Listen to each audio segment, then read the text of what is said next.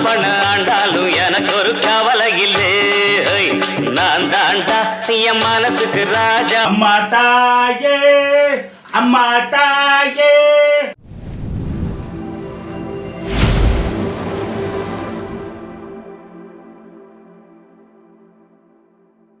அன்புள்ள ஸ்ரீ மீடியா நேயர்களுக்கு வணக்கம். ரசிகர்களின் ராஜா சூப்பர் ஸ்டார் ரஜினிகாந்த் கலையுலகில் அடியெடுத்து வைத்து 50 ஆண்டுகளை நிறைவு செய்திருக்கிறார்.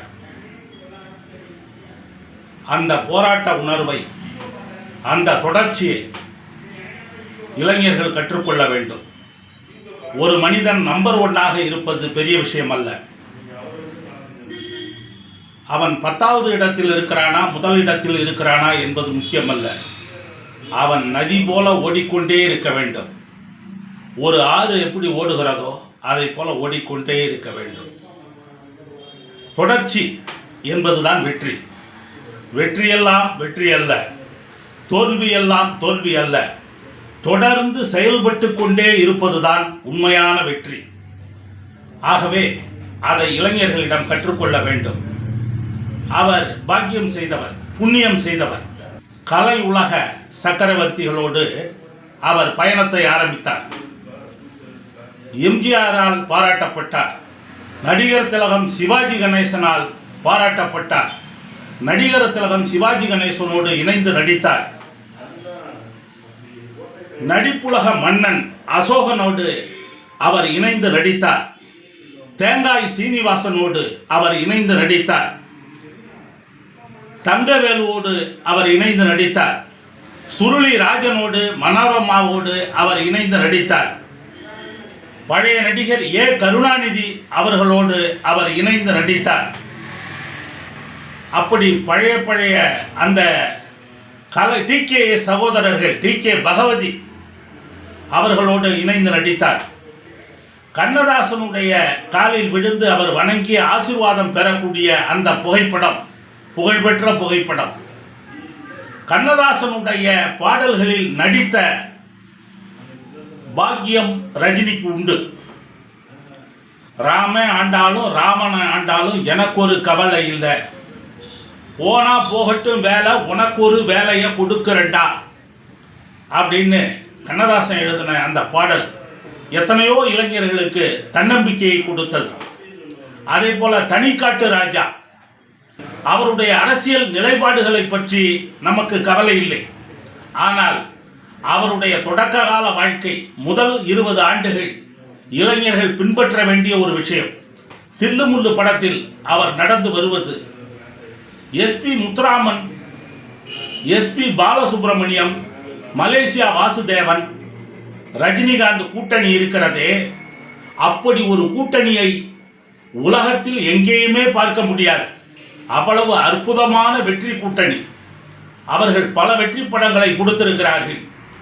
நடிகர் அசோகனோடு அவர் இணைந்து நடித்த முரட்டுக்கால், குப்பத்து ராஜாவில் அவர் அடிக்கடி ரவுடித்தனம் பண்ணிட்டு ஜெயிலுக்கு போயிடுவார். அதே போல் கள்ளசாராயம் காய்ச்சிற மனோரமாவும் அடிக்கடி பிக் பாக்கெட் அடிச்சுக்கிட்டு அவங்களும் சின்ன சின்ன தப்பு பண்ணிக்கிட்டு அவங்களும் ஜெயிலுக்கு போயிடுவாங்க. பாண்டிச்சேரி மாநிலத்தில் சாராய கடை வச்சிருப்பார் அசோகன். அவர் ரஜினிக்கு ரொம்ப ஆத்மார்த்தமான நண்பர். அவர் ஜெயிலில் இருக்கிற ரஜினியை ரிலீஸ் ஆகிற தேதியை தெரிஞ்சுக்கிட்டு ரஜினியை வரவேற்க அசோகன் வருவார். முதல்ல மனோரமா ரிலீஸ் ஆகி வெளியில் வருவாங்க. அந்த படத்தினுடைய முதல் காட்சியே இதுதான். முதல்ல மனோரமா வெளியே வருவாங்க. வெளியே வந்த உடனே அசோகன் கொஞ்சம் தூரம் தள்ளி நிற்பார். அம்மா தாயே, அம்மா தாயே அப்படிம்பாரு மனோரமாவை. இதுதான் அவருடைய ஸ்டைலு.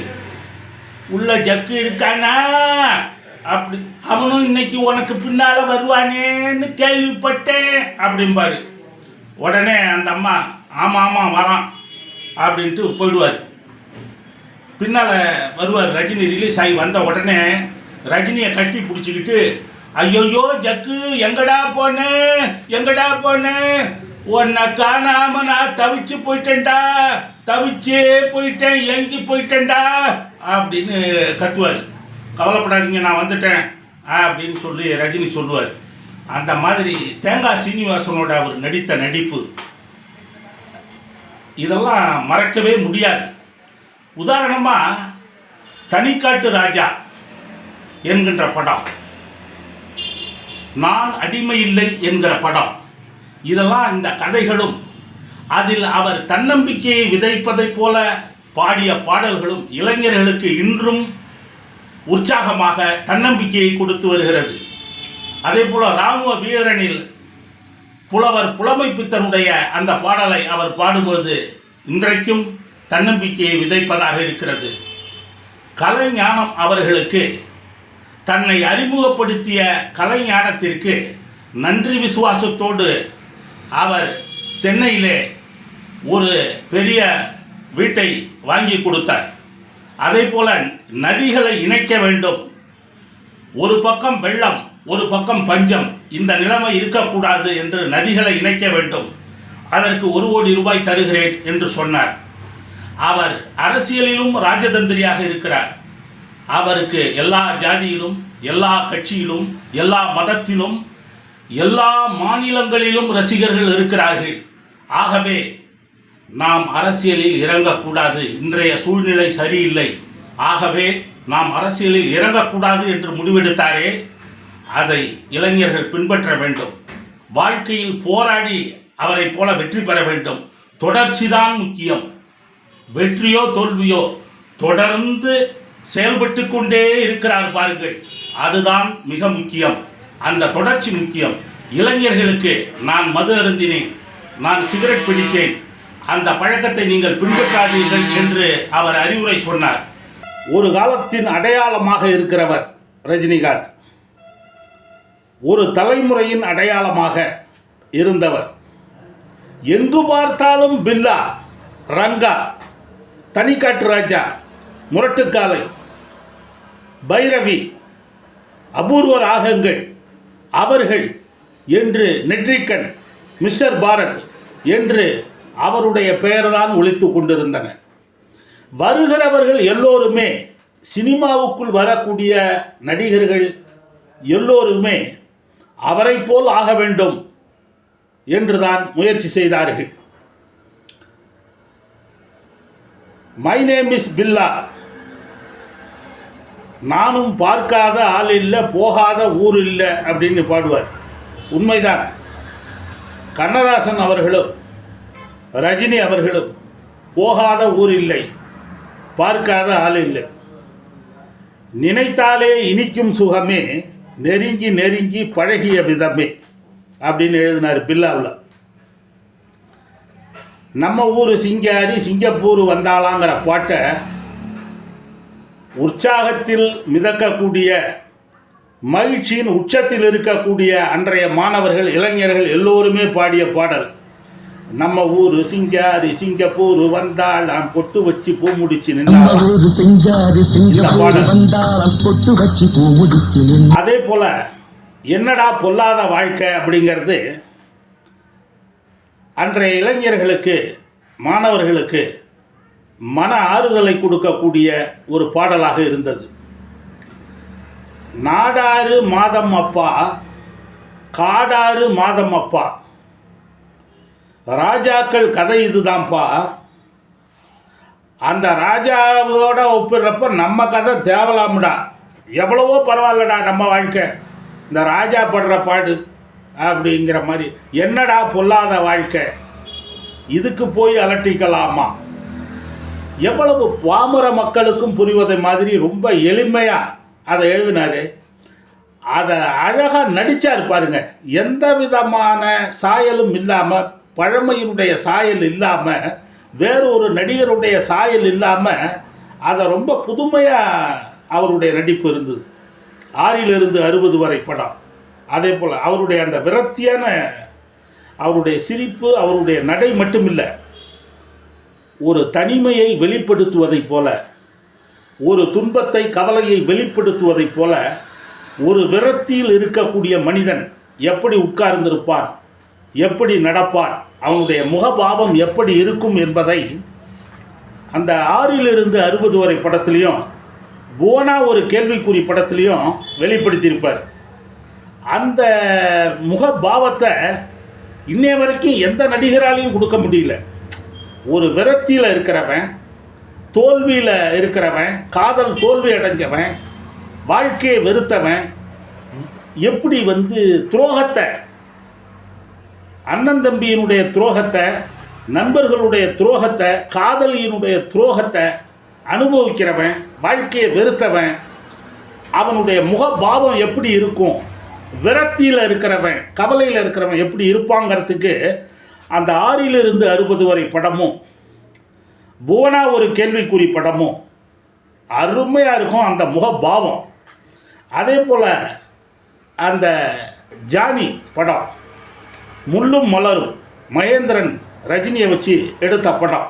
மிஸ்டர் பாரத் படத்தில் சத்யராஜ் கூட போட்டி போட்டு ஈடு கொடுத்து நடிச்சிருப்பார். வெள்ளி பணம் என்னிடத்தில் கொட்டி கிடக்கு, வெட்டி பயன் உன்னிடத்தில் என்ன இருக்கு அப்படிம்பாரு சத்யராஜ். அதுக்கு ரஜினி பாடுவார், சத்தியத்தை பேசுகின்ற நெஞ்சம் இருக்கு, உத்தமனா நீ இருந்தா மீசை முறுக்கு. அதுக்கு சத்யராஜ், சத்தியத்தை நம்பி லாபமில்ல தம்பி, சத்தியத்தை நம்பி லாபமில்ல தம்பி அப்படிம்பார். அதுக்கு ரஜினி பயங்கரமாக ஸ்டைல் பண்ணி பாடுவார், நிச்சயமா நீதி வெல்லும் ஒரு தேதி அப்படிம்பார். பாயும் புலி நான் தான், பார்க்க போகிற நீ தான், என்னம்மா கண்ணு அப்படிங்கிற பாட்டு.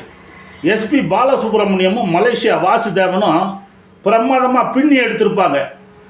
அந்த எஸ்பி பாலசுப்ரமணியத்துக்கும் மலேசியாவுக்கும் ஈடு கொடுக்கக்கூடிய வகையில் சத்யராஜும் ரஜினியும் போட்டி போட்டு நடிச்சிருப்பாங்க. அதே போல் நடிகர் விஜயகுமார் கூட அவர் இணைந்து பாடிய பாடல், கண்ணன் கம்சனை கொல்வதற்கு பிறப்பெடுத்தார், கந்தன் சூரனை வீழ்த்துவதற்கு அவதரித்தார், நீயும் நானும் அவதாரம், அண்ணன் தம்பிகளும் நம்மை வெல்வதில்லை, நம்மை தனித்தனியே எண்ணி கொள்வதில்லை, வாழ்க்கை என்ன வாழ்ந்து பார்க்கலாம் வாடா நைனா, வாழ்வு யார் பக்கம் அது நல்லவர் பக்கம் என்ற பாடல் இளைஞர்களுக்கு வீர உணர்ச்சியை, தன்னம்பிக்கையை கொடுத்தது. அப்படி அவருடைய பாடல்கள் அனைத்துமே மிக அற்புதமாக அமைந்தன. அவருடைய கதைகள் மிக வித்தியாசமாக அமைந்தன.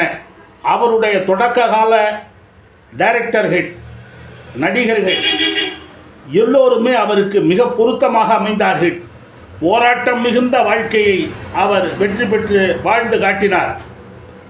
உன்னருகில், உன் நிழலில், உன் மடியில் 1000 காலங்கள் வாழ்ந்திட வந்தேன், காவியம் போலொரு வாழ்வினை கண்டேன், என்னுயிர் நீதானே உன்னுயிர் நான் தானே என்கின்ற பாடல். அடாடா, எப்பேற்பட்ட பாக்கியம் அவர் செய்த பாக்கியம். அவரைப் போல இன்னொரு நடிகர் அவதரிப்பது என்பது மிக அபூர்வம். கலையுலக 50ஆம் ஆண்டுக்காக அவரை பாராட்டுகிறோம். ஸ்ரீ மீடியா சார்பில் வாழ்த்துகிறோம். நன்றி, வணக்கம்.